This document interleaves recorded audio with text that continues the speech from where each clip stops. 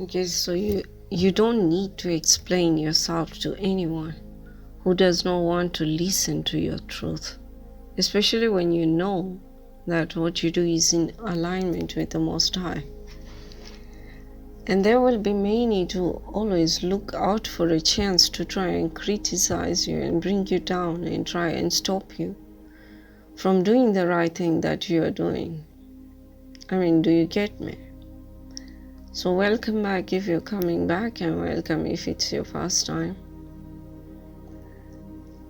And let's dive into this message. You might be having a hard time to convince people what you are doing is right just because you did not act before earlier. And some people might be telling you that you could still go back to the old pattern to protect peace because what you were doing was making another suffer. But if you go back to the old you would be the one to suffer this time. Take what resonates. If it doesn't, it's okay. Life still goes on. So, for example, let me take myself as an example again. People knew of the problems I had in my marriage, and it sort of became like an example to other people who knew me.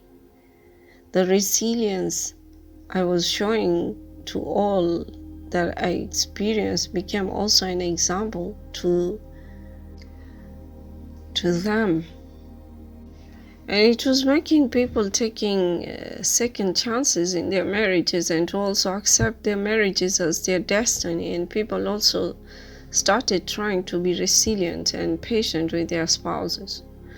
But that was not really a good example to everyone who knew me, because it was not great to see people keep up with all the toxic things in their relationships. And I felt I needed to change this misunderstanding, because not everyone can be resilient to any toxicity. People were looking up to me as an example, and what was being shown to the public was not the right thing. I knew. And I wanted people to know that what I was doing was just exclusively what I had chosen to do. Let me repeat that. It was exclusively what I had chosen to do. And what I chose was not right. And it was what I chose to do, and they had a choice to make things better for themselves. That they had a choice to choose the better or to just stay where they were and go on suffering in silence. I just had to correct that, because people believed whatever I did, I was right in their eyes, and not so many people questioned that. The truth was that I was allowing people to manipulate me into thinking that I was doing the right thing. And yet all it did was just ruin me physically as well as internally, spiritually. And before I had explained that psychological ailments could also lead to physical ailments. So after marriage, whatever minor ailments that I would have suddenly started becoming sort of major. And it was like every other time we just ended up in the emergency unit, and my ex-husband convinced people around that I was a weakling who needed to be taken care of. And I suspect there was also spiritual manipulation to everything that happened to me, because we used to go to the hospital to get diagnosed, only to be slapped on my face with bewildered doctors' expressions saying they could not find what was wrong with me. They just could not diagnose me over anything. And that's when I slowly started intensely searching for answers to do with everything. Whether it was marriage or the change my ex was going through, or rather making me live up to whatever anything else that looked suspicious.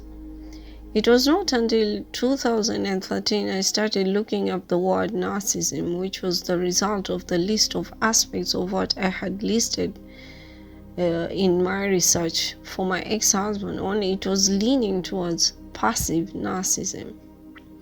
And people with such traits, it's just that it belongs to them, and because they chose to be that way. Maybe they could have been triggered from external forces or internal turmoils of their own, but it has nothing to do or say that we could point at a group of people or religion or family or place. This is a choice they choose for themselves. They are thinking they are defending themselves. They think that's what they are doing, and you can't label it connecting to anything. All other things that triggered those traits to be acquired are just catalysts, but the choice is the individuals themselves. Because we have people living among narcissists who don't end up being narcissists. With time, maybe, and just maybe, they might acquire some traits, but they still hold on to their good values, and they have a chance to change those traits too, because that is just what happens. When you are under narcissistic abuse, you also acquire some of those traits in you. And you might also end up being just like the narcissist, and that is exactly what the narcissist wants, to create a copy of himself. So it is a matter of choice to be a narcissist or not. Most narcissists choose to remain that way till they die, and you can't do anything about it unless they have conscience and change. Anyway, what I'm trying to say is that I had to teach people to choose the right over the wrong, although the wrong seemed to bring peace to a certain extent. But I don't believe God created us to be doing that, to do the wrong things. And I was going in the wrong way by giving a bad example to people. And I had to correct that. Maybe there are places and cases you could apply that bad example, because it might seem necessary to protect yourself sometimes, but that is just calling for a long time suffering that you would find hard to undo later on when you truly realize the truth to all that you experience. And even that is just, it was just a way where one was self-jailing themselves in a toxic pattern. You would be choosing to spiritually jail yourself, and that is not healthy, neither for you nor for any other person whom you are associated with. And yes, when I walked away from what people traditionally believed was meant to be, there was an uproar against me. And people who were supporting me started looking at me with doubt. At first, I had to prove resilience, and now it seems like I needed to prove that change is okay and things don't have to remain the way they are. Actually, it is no one's business to argue over what you do if you are doing the right thing. But when you are a certain figure in a place, in a society or a community, and all the limelight is on you, it just looks like, yeah, you need to prove something. I don't need to do that, but people have to get over the fake illusional fears they have been holding on to for so long, that makes life challenging for them and the coming generation, and the chain has to be broken. People should not be manipulated into thinking that toxic relationships should be accepted and let be. There is a choice to say no. And with that, the results can also be beautiful and not as challenging to make someone crippled in their lives. God is always there to help where rightful things are done for a good purpose. And it is not my intention as well to just punish my ex-husband so that he learns a lesson and then I was to go back after thinking that he has learned the lesson. No, I have no intention to reconcile in the name of the Most High. I married for the sake of the Most High, and I left for the sake of the Most High. It was just that I kept going farther and farther away from God in the marriage, and I needed to walk away to change that. And it was because he did not want to have the same good views that I had, which he strongly disagreed upon, and that's his choice.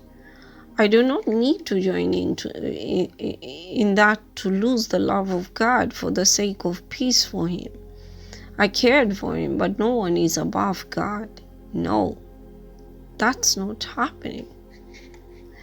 While you feed another, you need to be mindful of whether you are also on the same line benefiting. I mean, not necessarily, but if it's making things worse for you, that is a red flag. Things are meant to be balanced, not out of control, where only one benefits by controlling another and making them miserable enough that they start forgetting God. Living life without understanding that God is necessary in your life is just one-way ticket to misery. And such thinking is not smart for anyone. And there are many examples to prove that. I won't quote anyone for the sake of peace right now. And that was the guidance that I was meant to give at this time. It's around almost 4 o'clock. It's 3 going towards 4 o'clock. And I hope this helps somebody, because we always embrace that which is familiar to us. Maybe it's coming from what we saw was happening in our parents, probably, or some people whom we know, whom we love, and we are repeating the chain, and that has to stop. There's a time when you need to say no, and I hope that helps. So till next time, take care and God bless.